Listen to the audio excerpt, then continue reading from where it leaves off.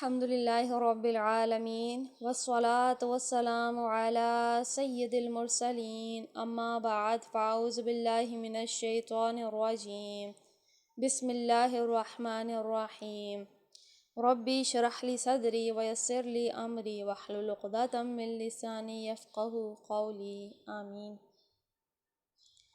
صحیح بخاری حدیث نمبر 130۔ سلیم نامی ایک عورت رسول اللہ صلی اللہ تعالیٰ علیہ وآلہ وسلم کی خدمت اقدس میں حاضر ہوئیں اور عرض کیا کہ یا رسول اللہ، اللہ تعالیٰ حق بات بیان کرنے سے نہیں شرماتا، اس لیے میں پوچھتی ہوں کہ کیا احتلام سے عورت پر بھی غسل ضروری ہے؟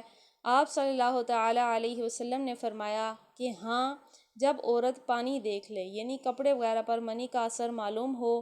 تو یہ سن کر سلمہ رضی اللہ تعالیٰ عنہا نے شرم کی وجہ سے اپنا چہرہ چھپا لیا اور کہا، یا رسول اللہ صلی اللہ تعالیٰ علیہ وآلہ وسلم، کیا عورت کو بھی احتلام ہوتا ہے؟ آپ صلی اللہ تعالیٰ علیہ وسلم نے فرمایا، ہاں، تیرے ہاتھ خاک آلود ہوں، پھر کیوں اس کا بچہ اس کی صورت کے مشابہ ہوتا ہے، یعنی یہی اس کے احتلام کا ثبوت ہے۔ تو احتلام سے معنی ہوتا ہے جس کو پڑھا ہوگا آپ نے کبھی، جیسے ویٹ ڈریمز ہوتے ہیں، تو عورتوں کو یوزلی نہیں ہوتے اس طرح سے، لیکن ایز اے مسئلہ بیان کیا گیا اس حدیث میں کہ ایک صحابیہ نے پوچھا، انہوں نے بھی یہ عرض کی کہ اللہ تعالیٰ بھی حق بات کہتے ہوئے نہیں شرماتا، لہٰذا میں بھی آپ سے یہ مسئلہ ضروری ہے ہمارے لیے، عورتوں کے لیے پاکی حاصل کرنے کے لیے، تو یہ میں آپ سے پوچھ رہی ہوں، کیونکہ یہ اگر کبھی اس طرح سے خواب آ جائے اس طرح کا جس کی صورت میں منی نکل پڑے تو اس کے بعد غسل کرنا ضروری ہوتا ہے، ورنہ اگر آپ نماز پڑھیں گے تو آپ کی نماز ادا نہیں ہوگی۔ تو باقی یہ مسئلہ جو ہے احتلام کا، یہ آپ ڈیٹیل میں فقہ کی کتابوں میں اور اسی طرح سے کچھ نمازوں کی جو کتابیں ہیں اس میں یہ مسائل بیان کیے گئے ہیں، وہاں پہ ڈیٹیل میں سن سکتے ہیں۔ اوپر ایک قول لکھا ہوا ہے، اس کو بھی پڑھ لیتے ہیں۔ مجاہد کہتے ہیں کہ متکبر اور شرمانے والا آدمی علم حاصل نہیں کر سکتا۔ ام المؤمنین عائشہ رضی اللہ تعالیٰ عنہا کا ارشاد ہے کہ انصار کی عورتیں اچھی عورتیں ہیں کہ شرم انہیں دین میں سمجھ پیدا کرنے سے نہیں روکتی۔ یعنی اگر دیکھیے کہ اب صحابیات اس ٹائم شرمائی ہوتی ہیں اور انہوں نے اس طرح سے کھل کھل کے مسائل نہ پوچھے ہوتے تو آج ہم تک یہ تمام باتیں کیسے پہنچتی؟ ہم تو کنفیوزڈ ہی رہتے ہیں کہ پتہ نہیں ہم پاک ہیں نہیں ہیں۔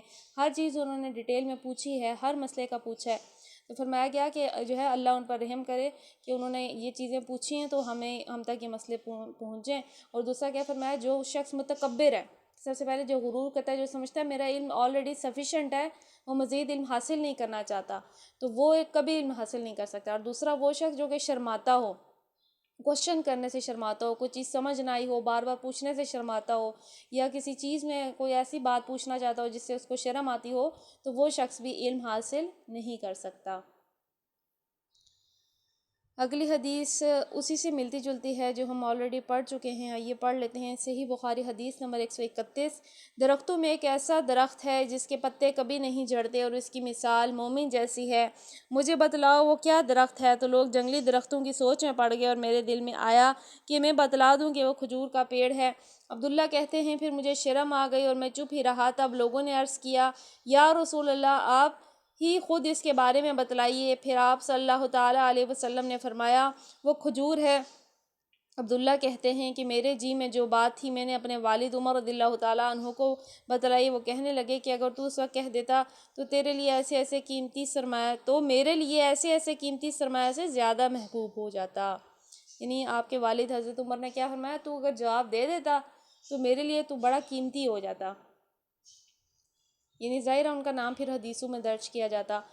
تو یہ ہم آلریڈی بھی پڑھ چکے ہیں کہ مومن کی مثال جو ہے کس درخت کی سی ہے، تو وہ کھجور کے درخت کی سی ہے جس کے پتے نہیں جھڑتے۔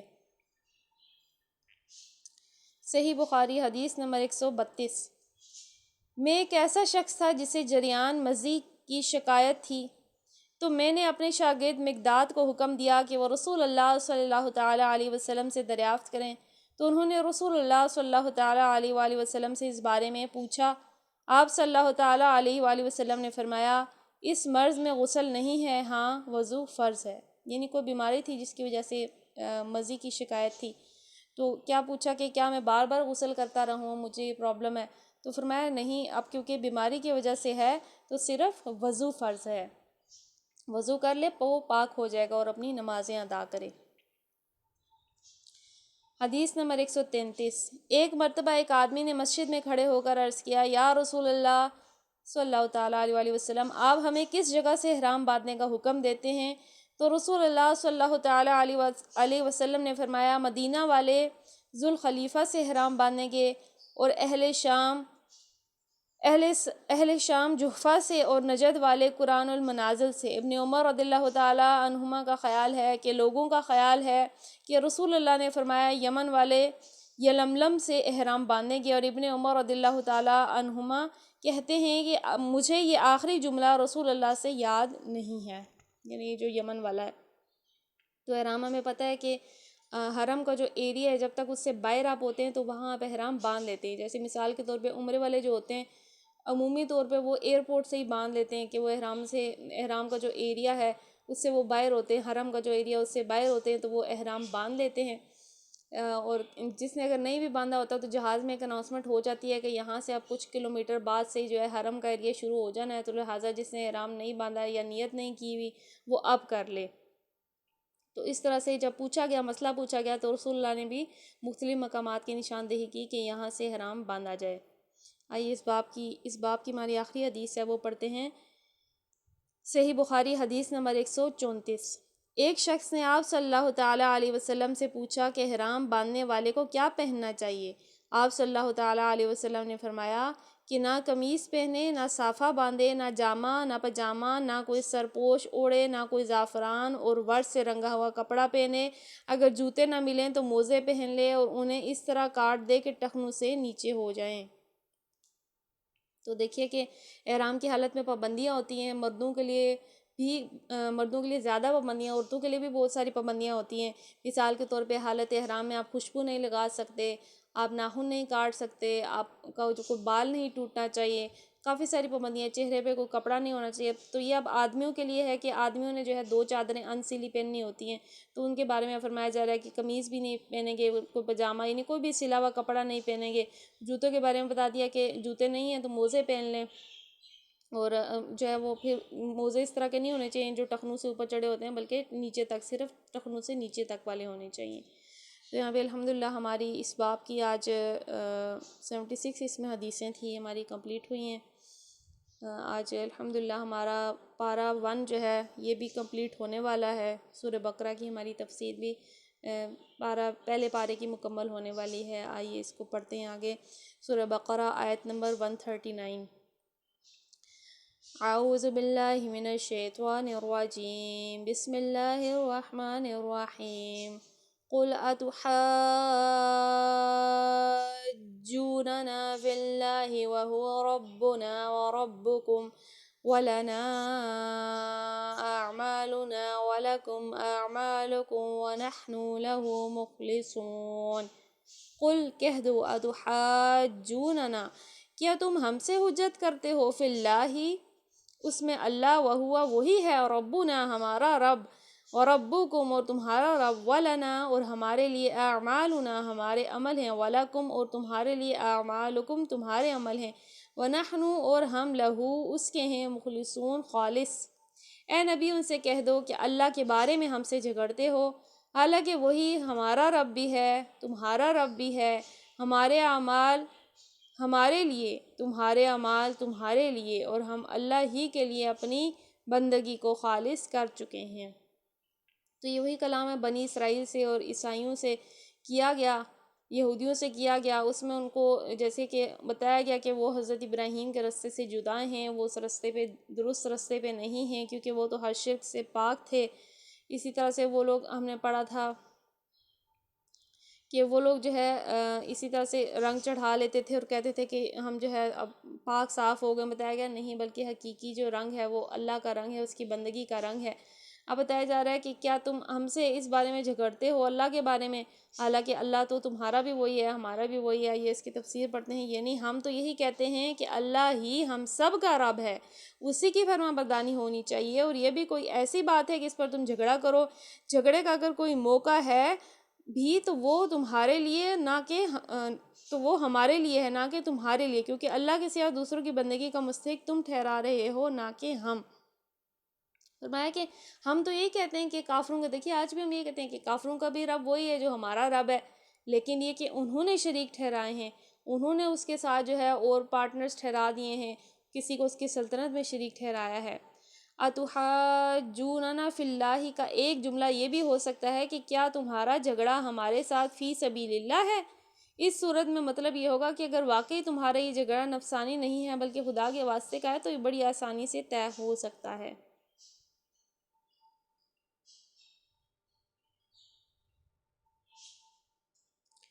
آگے فرمایا جا رہا ہے کہ ہمارے اعمال ہمارے لیے، تمہارے اعمال تمہارے لیے، اور ہم اللہ ہی کے لیے بندگی کو خالص کر چکے ہیں۔ اس سے کیا معنی ہے؟ یہ نہیں تم اپنے اعمال کے ذمہ دار ہو، ہم اپنے اعمال کے، ہم نے اگر اپنی زندگی کو تقسیم کر رکھا ہے اور اللہ کے ساتھ دوسروں کو بھی خدائی میں شریک کر کے ان کی پرستش اور اطاعت بجا لاتے ہو اور تمہیں ایسا کرنے کا اختیار ہے، اس کا انجام خود دیکھ لو گے۔ ہم تمہیں زبردستی اس سے روکنا نہیں چاہتے، لیکن ہم اپنی بندگی، اطاعت اور پرستش کو بالکل اللہ ہی کے لیے ہم نے خالص کر دیا ہے۔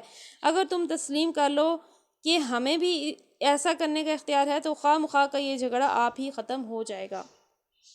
تو بتایا جا رہا ہے کہ سب سے پہلے تو یہ کہ ہم تو یہ کہتے ہیں کہ وہی رب ہمارا ہے، اللہ کے بارے میں ہم سے نہ جھگڑو کہ ہمارا رب بہتر ہے، تمہارا رب بہتر ہے۔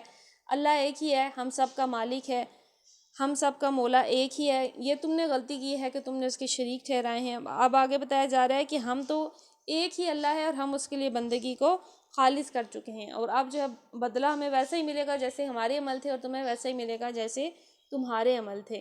لیکن ہم ایک اللہ کے لیے بندگی خالص کر چکے ہیں، لہٰذا ہم اس کے ساتھ کسی کو بھی شریک نہیں کریں گے۔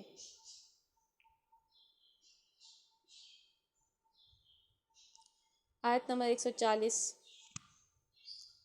ام تقولون ان ابراہیم واسماعیل واسحاق ويعقوب والاسباط كانوا هودا او نصارى قل أأنتم أعلم أم الله ومن أظلم ممن كتم شهادة عنده من الله وما الله بغافل عما تعملون۔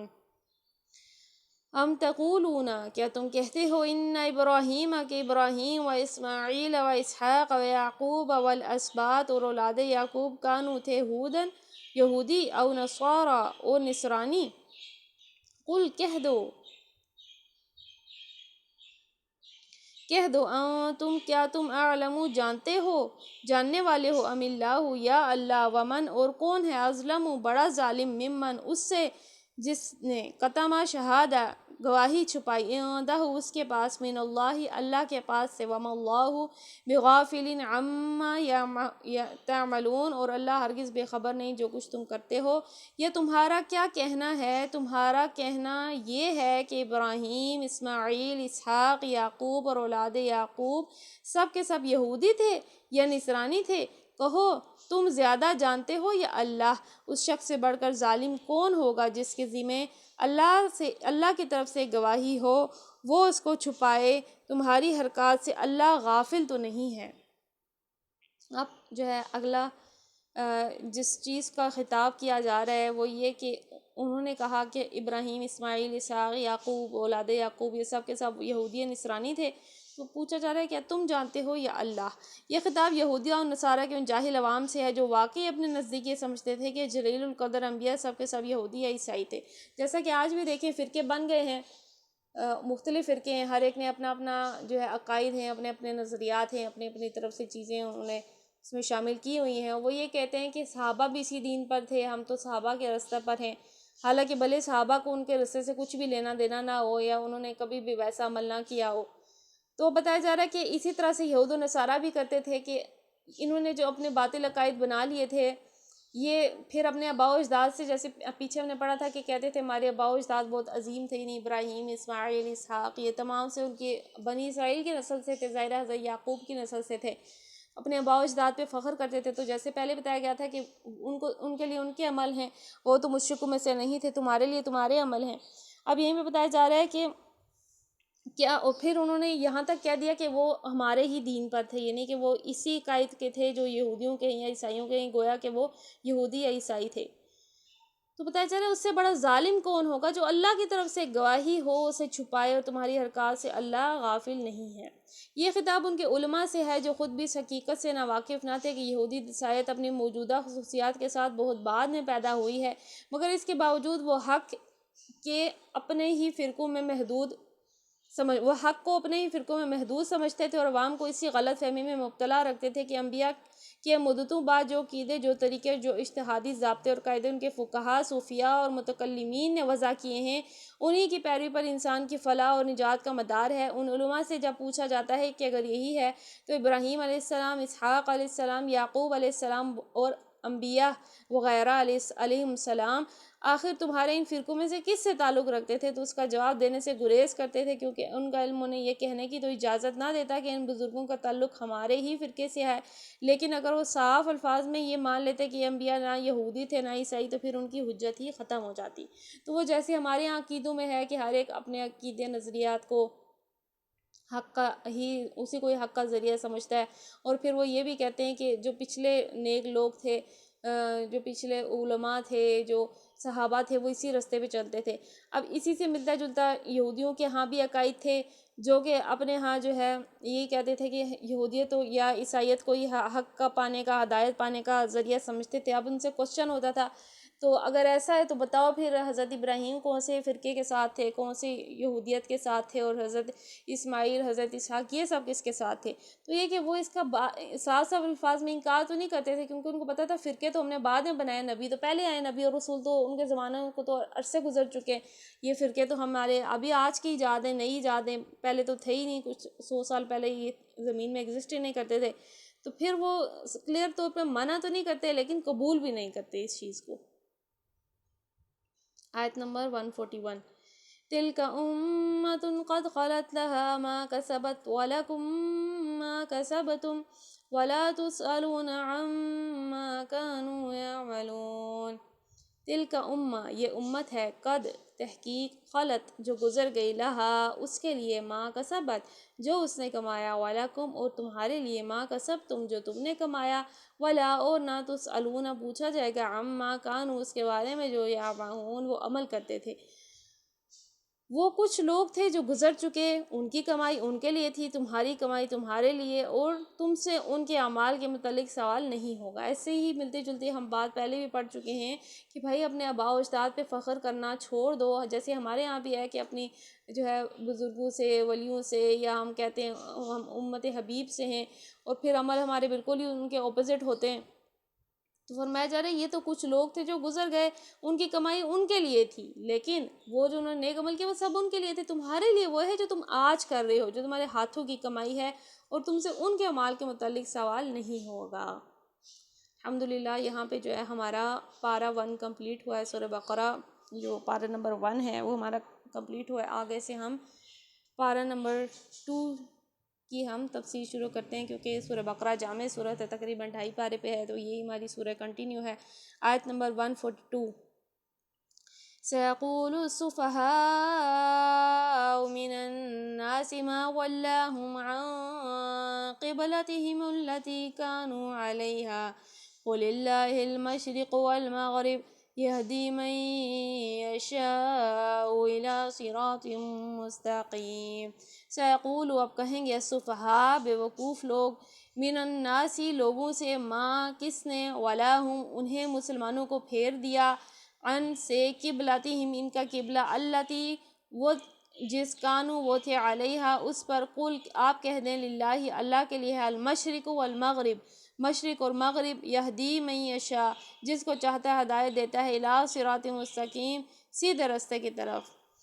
اور نادان لوگ ضرور کہیں گے انہیں کیا ہوا ہے کہ پہلے ہی جس قبلے کی طرف رخ کر کے نماز پڑھتے تھے ان سے یہ کہا پھر گئے۔ اے نبی ان سے کہو، مشرق اور مغرب اللہ ہی کے لیے ہیں، اللہ جسے چاہتا ہے سیدھی راہ دکھاتا ہے۔ تو اب یہ ہم نے پہلے بھی تھوڑی سی اس کی بریفلی سنا تھا کہ مسلمانوں کا قبلہ اول بیت المقدس تھا، جب تک وہ تھا یہودی بھی خوش ہوتے تھے دل ہی دل میں، لیکن جب قبلہ تبدیل کیا گیا، ہمارے آقا و مولا رسول اللہ صلی اللہ تعالیٰ علیہ وآلہ وسلم کی خواہش تھی کہ جو ہے مسجد حرام کو جو ہے قبلہ بنایا جائے، کعبہ کو قبلہ بنایا جائے، اور پھر جو ہے قبلہ جب تبدیل ہوا تو اب مشرکین نے اور ان یہودیوں عیسائیوں نے کیا یعنی نادان لوگ کہا جا رہا ہے ان کو، یعنی کہ بیوقوف لوگوں نے جو ہے اعتراض کیا کہ پہلے جس قبلے کی طرف پھرتے تھے اب جو دوسرے قبلے کی طرف کیوں ہو گئے؟ نبی کریم صلی اللہ تعالیٰ علیہ وآلہ وسلم ہجرت کے بعد مدینہ طیبہ میں 16 یا 17 مہینے تک بیت المقدس کی طرف رخ کر کے نماز پڑھتے رہے۔ پھر کعبہ کی طرف منہ کر کے نماز پڑھنے کا حکم آیا، جس کی تفصیل آگے آتی ہے، اگلی آیتوں میں یہ آئے گی تفصیل کہ کیسے قبلہ تبدیل ہوا۔ تو فرمایا جا رہا ہے کہ انہوں نے تقریباً 16 یا 17 مہینے بیت المقدس کی طرف نماز پڑھی، پھر اس کے بعد سے آج تک مسلمان جو ہیں کعبہ کی طرف منہ کر کے نماز پڑھتے ہیں۔ تو اب وہ کیا کہتے ہیں کہ ان کو ہوا کیا کہ قبلے سے پھر گئے؟ تو ان سے کیا فرمایا جائے؟ ان سے کہو مشرق و مغرب اللہ ہی کے لیے ہے، جسے چاہتا ہے سیدھی راہ دکھاتا ہے، یعنی کہ اب ان کا اعتراض کہ اللہ اس طرف تھا تو اب اس طرف ہو گیا، ایسا کچھ نہیں ہے، یہ تو صرف ایک ڈائریکشن ہے جو کہ رکھی گئی ہے، اصل میں تو آپ اس رب کی عبادت کریں جو تمام جہانوں کا پالنے والا ہے، اس کے لیے کوئی سمت مقرر نہیں ہے۔ بتایا جا رہا ہے کہ مشرق و مغرب سب اللہ ہی کا ہے۔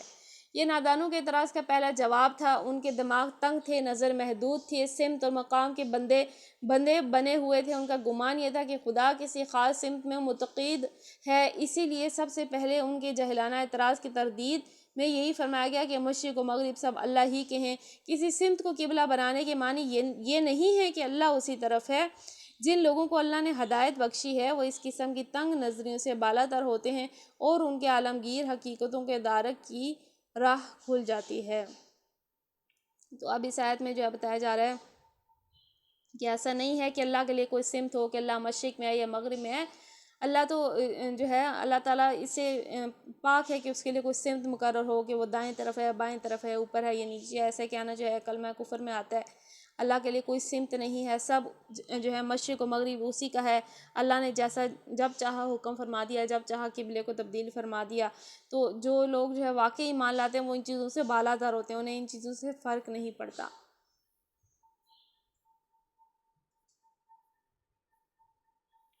ٹھیک ہے، ہمارا آج جو ہے پارہ نمبر 2 کی پہلی آیت کی ہم نے تفسیر یہاں تک پڑھ لیا ہے۔ اللہ تعالیٰ سے دعا کرتے ہیں آج کے ہم نے جو بھی تفسیر میں پڑھا، جو ہم نے جو ہے احادیث مبارکہ سنی، اس میں ہماری کوئی غلطی کوتاہی ہو اسے درگزر فرمائے۔ اللہ تعالیٰ کا لاکھ لاکھ شکر ہے کہ اس نے ہمیں پارہ 1 کی مکمل تفسیر جو ہے تفہیم القرآن سے سننے کی توفیق عطا فرمائی۔ اللہ تعالیٰ ہمارے علم عمل میں اضافہ فرمائے، ہمیں مکمل قرآن پاک کو اچھی طرح سے سمجھنے، پڑھنے اور مکمل حدیث مبارکہ کو پڑھنے اور اس سے اپنے علم و عمل میں اضافہ کرنے کی توفیق عطا فرمائے۔ آمین بجاہ النبی الامین صلی اللہ تعالیٰ علیہ وآلہ وسلم۔ الصلاۃ والسلام علیک یا رسول اللہ وعلی آلک واصحابک یا حبیب اللہ۔ سبحانک اللہم وبحمدک لا الہ الا انت استغفرک واتوب الیک۔ بسم اللہ الرحمن الرحیم، وصلی اللہ علی محمد صلی اللہ تعالیٰ علیہ وآلہ وسلم۔ السلام علیکم ورحمۃ اللہ وبرکاتہ۔